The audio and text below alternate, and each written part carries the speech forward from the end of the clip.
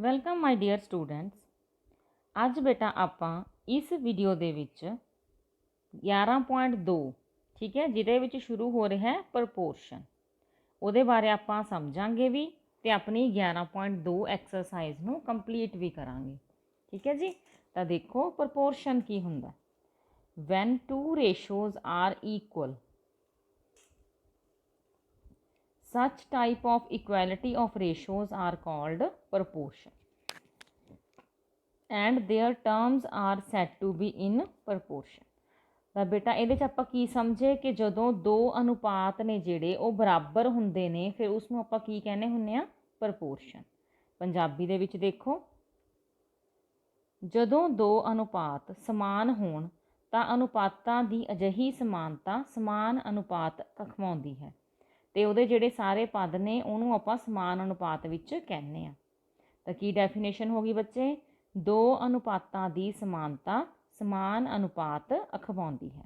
ਆਪਾਂ ਦੇਖਦੇ ਹਾਂ ਹੁਣ ਕਿੱਦਾਂ ਇਹ ਸੋਲਵ ਕਰਾਂਗੇ ਆਪਾਂ। ਦੇਖੋ ਜੀ, ਜਿਵੇਂ ਹੁਣ ਇਹਨੇ 4 ਰਕਮਾਂ ਲੈ ਲਈਆਂ, 4:10 ਲਿਖ ਲਿਆ, ਇਕੁਐਲਿਟੀ ਦਾ ਸਾਈਨ ਪਾਇਆ, 8:20 ਲਿਖਿਆ। ਕਹਿੰਦੇ ਸਮਾਨ ਅਨੁਪਾਤ 'ਚ ਨੇ। ਕਿੱਦਾਂ? ਕਿਉਂਕਿ ਬੇਟੇ ਜਦੋਂ ਆਪਾਂ 4/10 ਕਰਦੇ ਹਾਂ ਅਤੇ ਇੱਧਰੋਂ ਆਪਾਂ 8/20 ਕਰਦੇ ਹਾਂ ਅਤੇ ਇਹਨੂੰ ਕੈਂਸਲ ਆਊਟ ਕਰਦੇ ਹਾਂ। ਦੇਖੋ 2 ਦੇ ਪਹਾੜੇ 'ਤੇ ਕੱਟ ਗਏ, ਇਹ ਆਪਣੇ 4 ਦੇ ਪਹਾੜੇ 'ਤੇ ਕੱਟ ਜਾਣਗੇ। 4 ਦੂਣੀ 8, 4 5 20। ਤਾਂ ਦੋਨੋਂ ਸਾਈਡਸ ਬੇਟਾ 2/5 ਆ ਗਿਆ ਅਤੇ ਇਹ ਬਰਾਬਰ ਆ ਗਏ। ਇਟ ਮੀਨਸ ਇਹ ਕੀ ਨੇ? ਸਮਾਨ ਅਨੁਪਾਤ ਵਿੱਚ, ਪ੍ਰਪੋਰਸ਼ਨ 'ਚ। ਠੀਕ ਹੈ ਜੀ। ਤਾਂ ਇਹਨੂੰ ਆਪਾਂ 2 ਤਰੀਕਿਆਂ ਨਾਲ ਕਰਨਾ ਸਿੱਖਾਂਗੇ ਸਮਾਨ ਅਨੁਪਾਤ ਨੂੰ। ਉਸ ਦੇ ਪਹਿਲੇ ਤਰੀਕੇ ਦੇ ਲਈ ਤੁਹਾਨੂੰ ਯਾਦ ਰੱਖਣਾ ਪਏਗਾ ਕਿ ਜਿਹੜੀਆਂ ਵਿਚਾਲੇ 2 ਰਕਮਾਂ ਹੁੰਦੀਆਂ ਨੇ ਇਹਨੂੰ ਆਪਾਂ ਕਹਿੰਦੇ ਹੁੰਦੇ ਆ ਮੱਧ ਪਦ। ਇੰਗਲਿਸ਼ ਦੇ ਵਿੱਚ ਕਹਿੰਦੇ ਹੁੰਦੇ ਆ ਮਿਡਲ ਟਰਮਸ। ਠੀਕ ਹੈ। ਅਤੇ ਜਿਹੜੇ ਬੇਟੇ ਇਹ ਬਿਲਕੁਲ ਸਾਈਡਾਂ ਵਾਲੀਆਂ ਹੁੰਦੀਆਂ ਨੇ, ਫਸਟ ਅਤੇ ਫੋਰਥ, ਇਹਨੂੰ ਆਪਾਂ ਪੰਜਾਬੀ 'ਚ ਕਹਿੰਦੇ ਹੁੰਦੇ ਆ ਅੰਤਿਮ ਪਦ ਅਤੇ ਇੰਗਲਿਸ਼ ਦੇ ਵਿੱਚ ਕੀ ਕਹਿੰਦੇ ਹੁੰਦੇ ਆ? Extreme terms. ਐਕਸਟ੍ਰੀਮ ਮਤਲਬ ਇੱਕ ਖੂੰਜਿਆਂ ਵਾਲੀਆਂ। ਠੀਕ ਹੈ, ਐਕਸਟ੍ਰੀਮ ਟਰਮਸ ਨੇ। ਤਾਂ ਇਹਨਾਂ ਨੂੰ ਆਪਾਂ ਯਾਦ ਰੱਖਣਾ ਹੈ। ਪ੍ਰਪੋਰਸ਼ਨ ਸਿੱਧ ਕਰਨ ਲਈ ਆਪਾਂ ਨੂੰ ਕੀ ਕਰਨਾ ਪਿਆ ਕਰੂਗਾ? ਅੰਤਿਮ ਪਦਾਂ ਦੀ ਗੁਣਾ ਬਰਾਬਰ ਹੋਣੀ ਚਾਹੀਦੀ ਹੈ ਮੱਧ ਪਦਾਂ ਦੀ ਗੁਣਾ ਦੀ। ਜਦੋਂ ਇਹ ਬਰਾਬਰ ਹੋਇਆ ਕਰੂਗਾ ਆਪਾਂ ਲਿਖ ਦਿਆ ਕਰਾਂਗੇ ਕਿ ਜਿਹੜੀਆਂ ਟਰਮਸ ਦਿੱਤੀਆਂ ਹੋਈਆਂ ਨੇ ਉਹ ਸਮਾਨ ਅਨੁਪਾਤ 'ਚ ਨੇ। ਹੁਣ ਇੱਕ ਜਿਹੜੀ ਮੇਨ ਗੱਲ ਆਪਾਂ ਸਿੱਖਣੀ ਹੈ, ਪ੍ਰਪੋਰਸ਼ਨ ਦੀ ਨਿਸ਼ਾਨੀ। ਪ੍ਰਪੋਰਸ਼ਨ ਦੀ ਨਿਸ਼ਾਨੀ ਕਿਹੜੀ ਹੁੰਦੀ ਹੈ ਬੇਟਾ? ਆਹ ਸਿੰਬਲ ਹੈ, ਇਹਨੂੰ ਆਪਾਂ ਡਬਲ ਕੋਲਨ ਬੋਲਦੇ ਹਾਂ।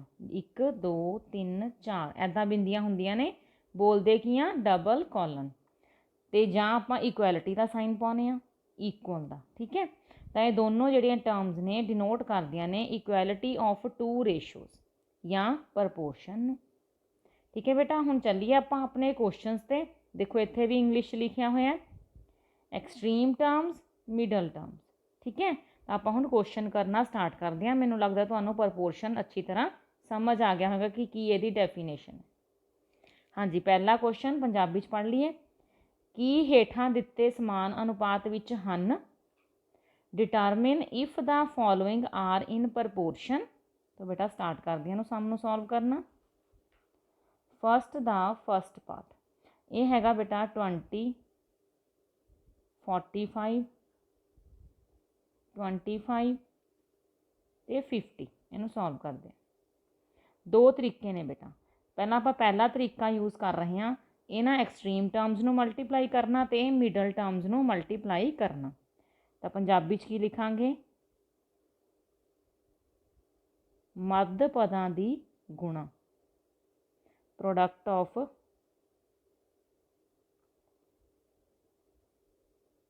Middle terms.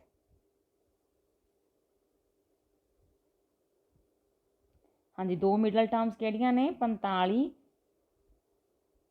ਅਤੇ 25, 45 ਅਤੇ 25। ਅਤੇ ਫਿਰ ਆਪਾਂ ਲਿਖਣਾ ਹੈ ਅੰਤਿਮ ਪਦਾਂ ਦੀ ਗੁਣਾ,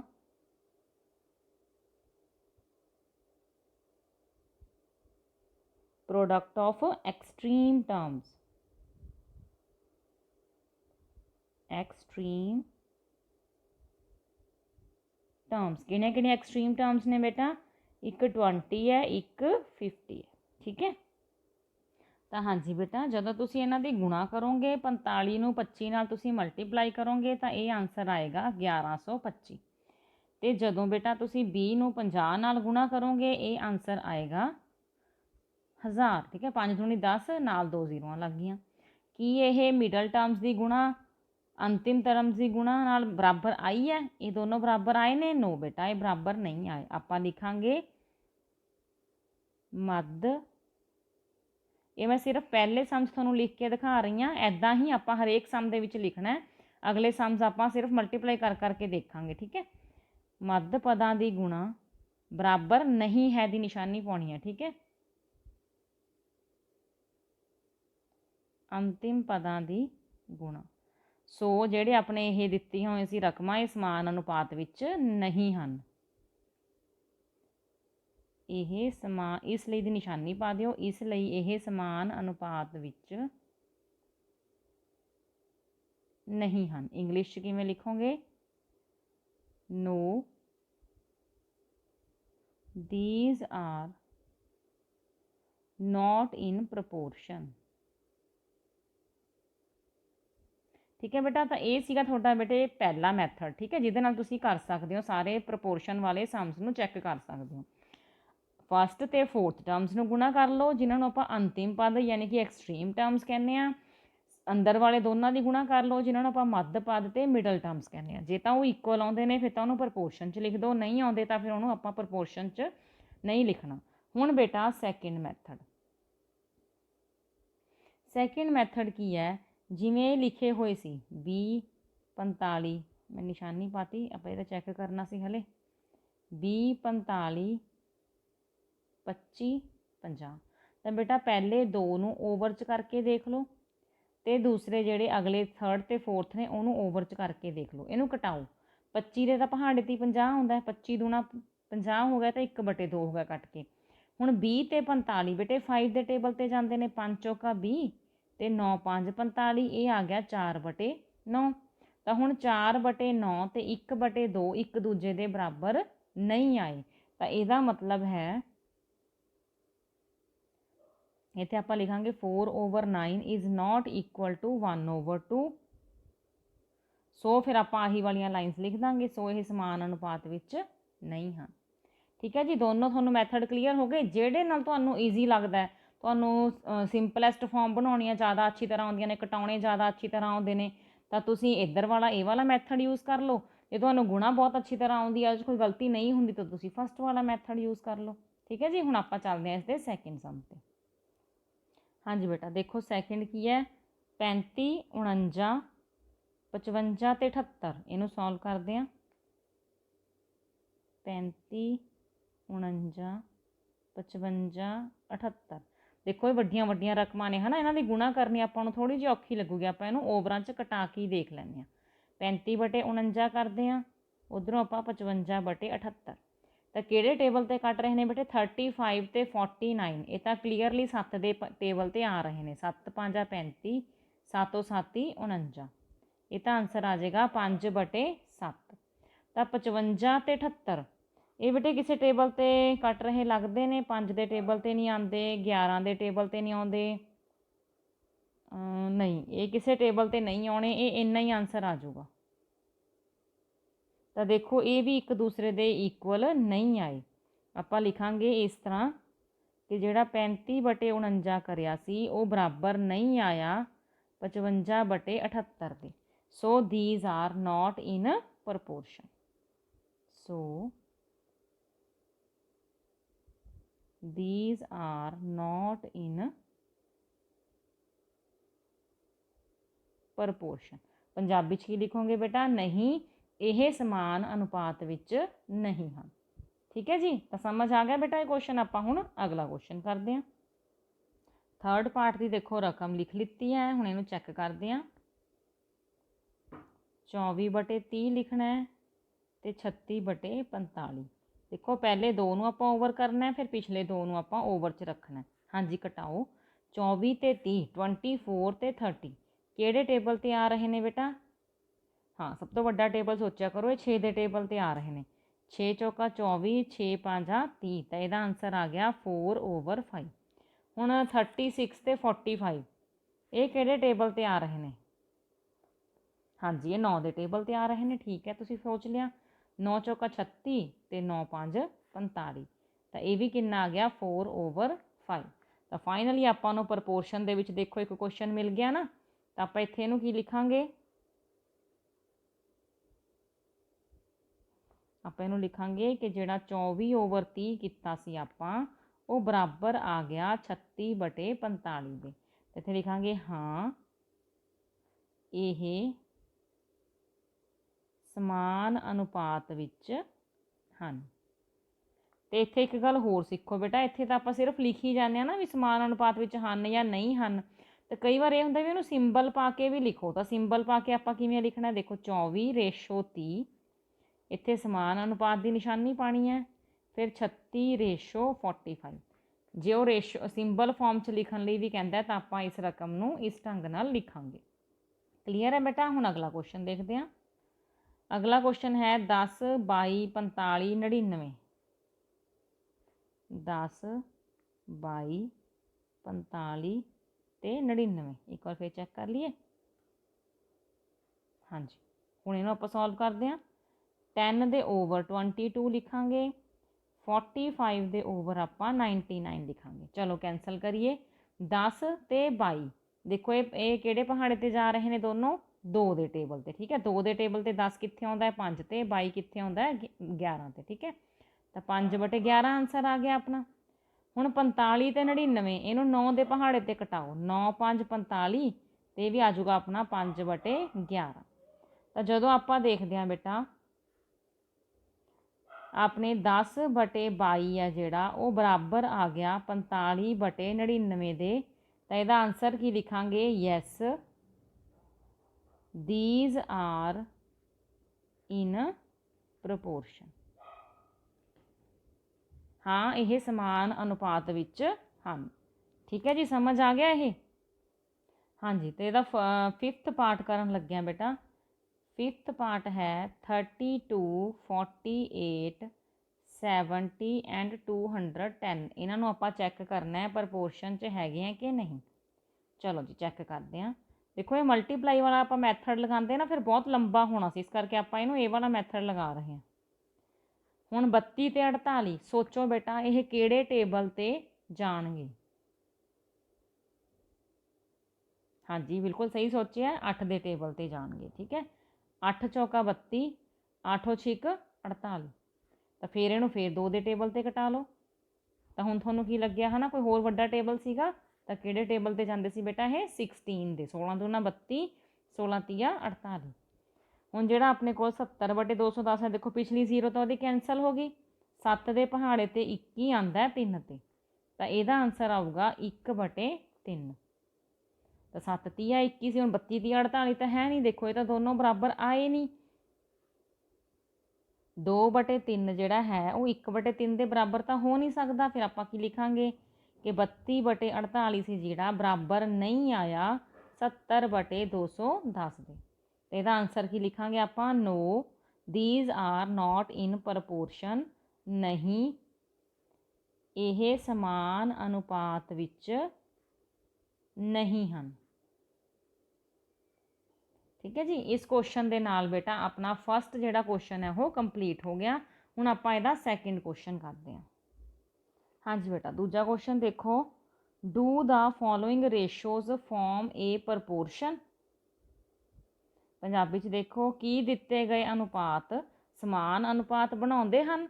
ਬੇਟਾ ਇਹ ਵੀ ਸੇਮ ਹੀ ਸਮ ਹੈ, ਆਪਾਂ ਇਹਨੂੰ ਉਸੇ ਢੰਗ ਨਾਲ ਸੋਲਵ ਕਰ ਸਕਦੇ ਹਾਂ।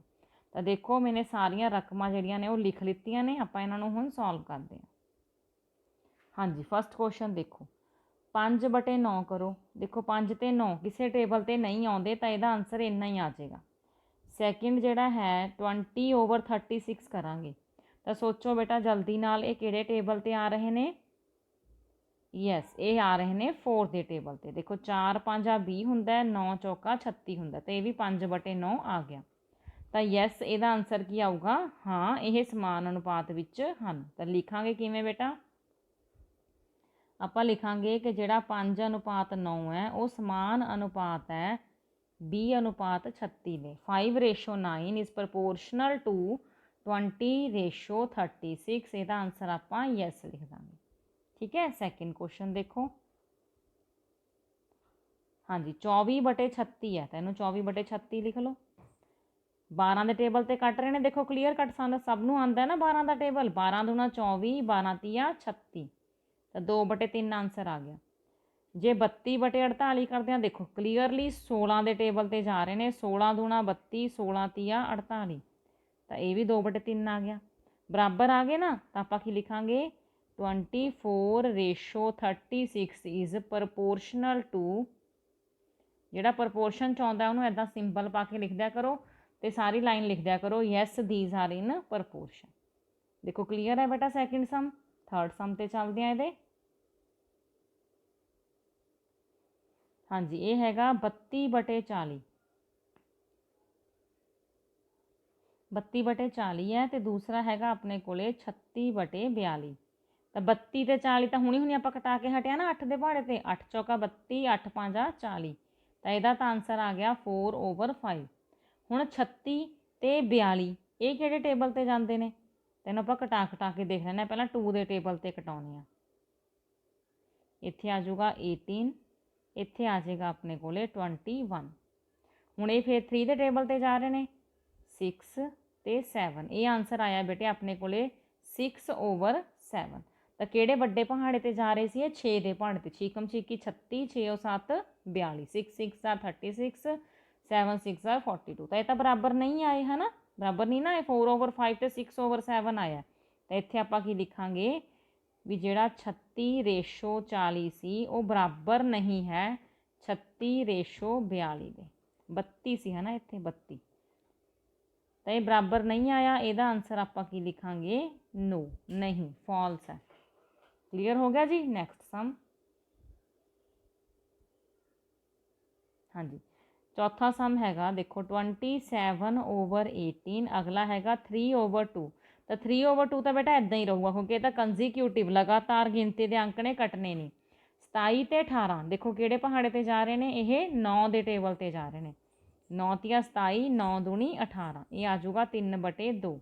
तो सेम सेम आ गए। इत्थे आपां लिखांगे यस 27/18 इज़ प्रपोर्शनल टू 3/2। हाँ ये समान अनुपात विच हन। पंजाबी मीडियम है तो तुसीं ये लाइन लिखोगे भी हाँ ये समान अनुपात विच हन। इंग्लिश मीडियम है तो तुसीं लिखोगे yes these are in proportion. देखो सम क्लीयर हो गया तुहानूं। ਇਹਦਾ लास्ट पार्ट देखते हैं आप सैकेंड का। 35/28 है 77/44। देखो 77 ते 44 देखते सर कईयां दे स्माइल आ गई होगी फेस ते भी, ये तो सानू पता है भी 11 के टेबल ते कटते हैं। तो यह आ जाऊगा 7/4। 35 ते 28 बेटा 7 के पहाड़े ते जाते हैं ना, ये 7 5 35, 7 चौका 28, तो यदा आंसर आऊगा 5/4। लो जी ये तो बराबर नहीं आए है ना, तो आप की लिखांगे no these are not in proportion. जिदा जिस तरह आंसर पूछा बेटा आप उस तरह आंसर दे देना है। ये यस नो ही पूछ रहा, आप यस नो ही लिखी जावांगे। बराबर ये आए नहीं, तुसीं ऐदां भी लिख सकते हो भी ये प्रपोर्शन जिहड़ा है रेशो जिहड़ी है इस रेशो के इक्वल नहीं हैगी। ठीक है जी। सैकेंड क्वेश्चन के सारे पार्ट समझ आ गए। हुण आपां थर्ड क्वेश्चन करते हैं। हाँ जी बेटा जिहड़ा थर्ड क्वेश्चन है उहदे विच भी आपां सेम इसे पैटर्न ते ट्रू और फॉल्स ही दसना है, क्योंकि इन्हें आपां नूं साइन पा के दिता होया। देखो थर्ड का फर्स्ट क्वेश्चन 4/3 प्रपोर्शन का साइन है 36/37। ठीक है इन्हें यह पाया होया अपने को साइन। आपां सिर्फ दसना भी ये ट्रू है भी प्रपोर्शन च हैगे ने, फॉल्स है भी प्रपोर्शन च नहीं हैगे। चलो जी चैक आप उस ढंग नाल करना है। ठीक है 4/3 ये तो हुण कटदे नहीं क्योंकि कंजीक्यूटिव टर्म्स ने। तो उधरों हैगा बेटा 36/37, ये तो बराबर आ ही नहीं सकते क्योंकि ये भी लगातार संख्यावां ने। 36 तो बाद ही 37 आउंदा ना, तो वह संख्यावां किसी भी पहाड़े ते नहीं कटदियां हुंदियां क्योंकि उन्हों का कुछ भी साझा नहीं हुंदा, कॉमन नहीं हुंदा। तो ये बराबर नहीं आए, इनू आपां की लिख देंगे फॉल्स। ठीक है भी ये ट्रू नहीं हैगा, ये फॉल्स हैगा। हुण इहदा सैकेंड पार्ट करते हैं। हाँ जी सैकेंड पार्ट की है 16/4 इज़ प्रपोर्शनल टू 20/5। ਕਹਿੰਦੇ 16:4 ਹੈ ਜਿਹੜਾ ਉਹ ਸਮਾਨ ਅਨੁਪਾਤ ਹੈ 20:5 ਦੇ। ਤੇ ਚੈੱਕ ਕਰਦੇ ਹਾਂ ਵੀ ਹੈਗਾ ਕਿ ਨਹੀਂ। ਆਪਾਂ ਤਾਂ ਟਰੂ ਫਾਲਸ ਹੀ ਦੱਸਣਾ। 16/4 ਦੇਖੋ 4 ਦੇ ਭਾਂਡੇ ਤੇ 16 ਆਉਂਦਾ, ਚੌਕਮ ਚੌਕੀ 16, ਤਾਂ ਇਹਦਾ ਆਨਸਰ ਆ ਗਿਆ 4/1। ਜਦੋਂ ਆਪਾਂ ਇਹਦੇ ਸੈਕਿੰਡ ਟਰਮ ਨੂੰ ਕੱਟਦੇ ਹਾਂ 20/5 ਲਿਖ ਕੇ, ਤਾਂ 5 ਦੇ ਪਹਾੜੇ ਤੇ ਵੀ 20 ਆਉਂਦਾ 4 ਤੇ, ਤਾਂ ਇਹ ਆ ਗਿਆ ਆਪਣੇ ਕੋਲੇ 4/1। ਦੋਨੋਂ ਜਿਹੜੇ ਪ੍ਰਪੋਰਸ਼ਨ ਸੀ ਉਹ ਸੇਮ ਆ ਗਏ, ਤਾਂ ਆਪਾਂ ਇੱਥੇ ਕੀ ਲਿਖਾਂਗੇ ਟਰੂ। ਠੀਕ ਹੈ, ਸੇਮ ਆਏ ਨੇ ਤਾਂ ਇਹ ਟਰੂ ਜਿਹੜੀ ਹੈ ਸਟੇਟਮੈਂਟ ਹੈ। ਕਲੀਅਰ। ਨੈਕਸਟ ਕਰਦੇ ਹਾਂ ਬੇਟਾ। ਨੈਕਸਟ ਰਕਮ ਕੀ ਹੈ ਆਪਣੇ ਕੋਲੇ